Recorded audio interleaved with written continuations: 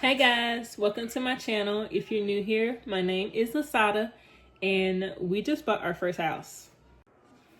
So normally my content is about being a stay-at-home mom, solo parenting, or any travels that we go on, but I wanted to make a detailed video about the process that we went through to close on our first home and give you some actual numbers on what it took to get in this home.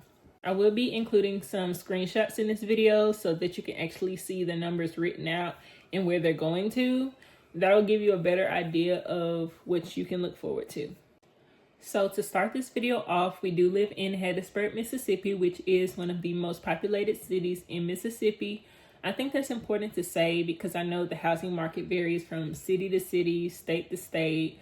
So it kind of gives you an idea of why our house is priced the way it is and why it includes so much for that price. We are a one-income household. I'm not going to say how much my husband makes, but when we decided to start searching for houses, $200,000 was our maximum that we were willing to spend. Although we could afford more, we really didn't feel the need to, because around here, $200,000 and less get you exactly what we were looking for. We wanted something that had enough space for us to live in now, that we could also fix up and change over time. That's exactly what we ended up getting. We also did not want to spend too much money on a house, and then if something happened to our income, we would be like, house poor. So $200,000 was a great number for us. So in November, this house was originally listed for $259,000, which is why it didn't show up when we were doing Zillow searches or anything. But by the time we went to see it, it was lowered down to $199,000. And we first saw it on December 4th. Since the price had been lowered so fast, and with it only being on the market for less than a month, we kind of knew that something might be going on with the house, but we decided to go see it anyway. It is 3 bed, 3 bath, over 2,000 square feet, 2-car garage, a little under 1 acre, and on paper, that sounds absolutely perfect. So we booked to go see it. We toured it, and as you can kind of see back here behind me, the only thing about the house is that it was built in the 80s and everything is kind of custom. All of the walls are panel and they all have printed designs on them. Some of the designs are even 3D, you can actually feel the flowers on the wall. The flooring is new. The bathrooms are that blue tile in one of them, pink tile in another.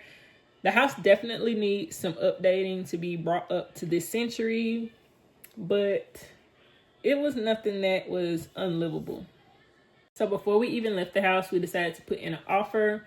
Our initial offer was $180,000, $7,000 in seller credits, and there was a barn in the back that was full of junk, and we asked for them to clean it out. The next day on the 5th, they got back with us with a counter offer. They agreed to the seller credits, cleaning out the barn, and they countered with $187,000, and we agreed, and they accepted our offer the same day.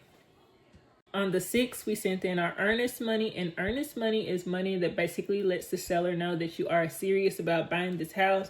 If you decide to back out, then they get to keep your earnest money, and that was $500 that we paid by money order. On the 13th of December, we had our home inspection, and that was $350, and the inspector came in, they looked at the house, seen everything that they thought could be fixed. I mean, it really didn't need to be fixed, but things that they thought would eventually maybe become a problem or was a problem now. And so after our inspection, we were able to come back to the sellers with a list of things that we wanted them to fix before we got to the closing table. We gave them a list of a bunch of electrical things, and they got it all fixed and then some.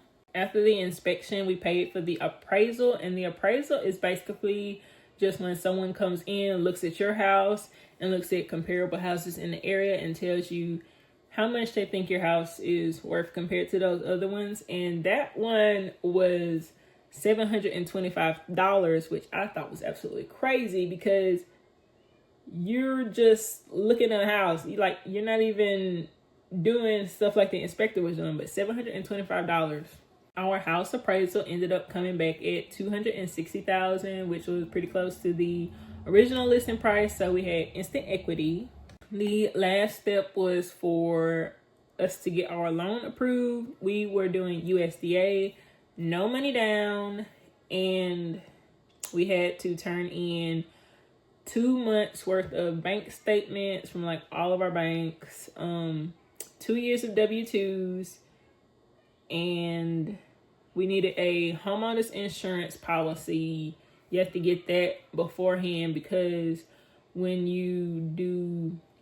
they do your closing costs, you do have to pay 1 year of mortgage insurance in advance.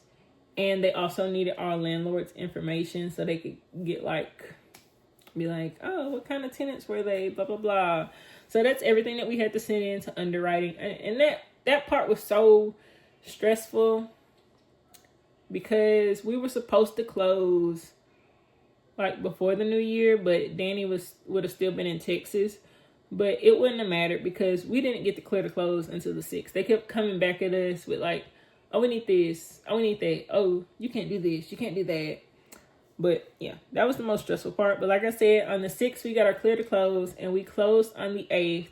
And our final closing cost, the exact amount was $10,658.50. But when you subtract the $7,000 seller credits minus the $500 in earnest money that we had gave them, the appraisal was included, so minus the $725 for the appraisal, and then $1,888 of that was rolled into the amount that we financed, and then for some tax adjustments, minus an extra $59.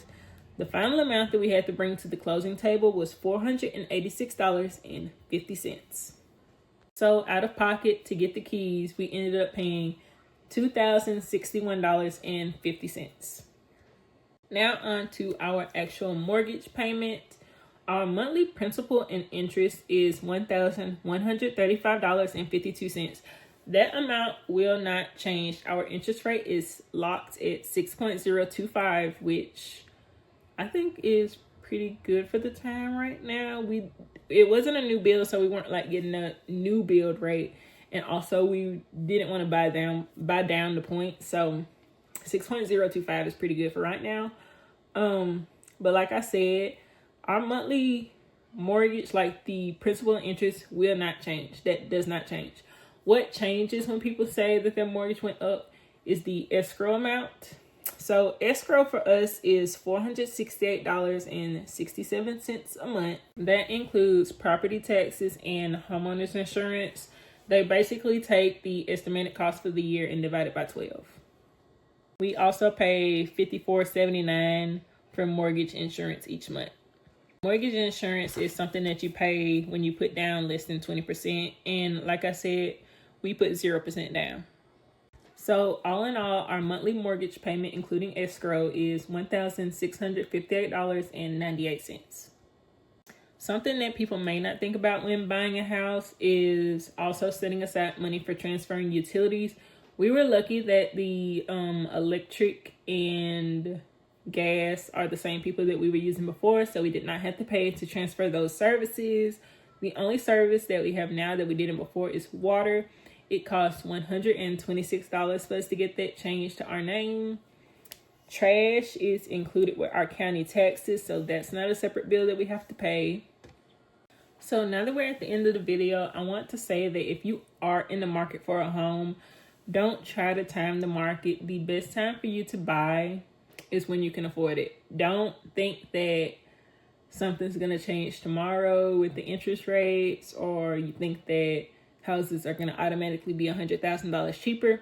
If you can afford it, get in now because anything could happen. So now that we're at the end of this video, I want to thank you for watching. I hope that I have helped other first-time home buyers know what to expect. And if you want to support me, please like and subscribe. It's free to do. It costs you nothing. Thank you so much for watching.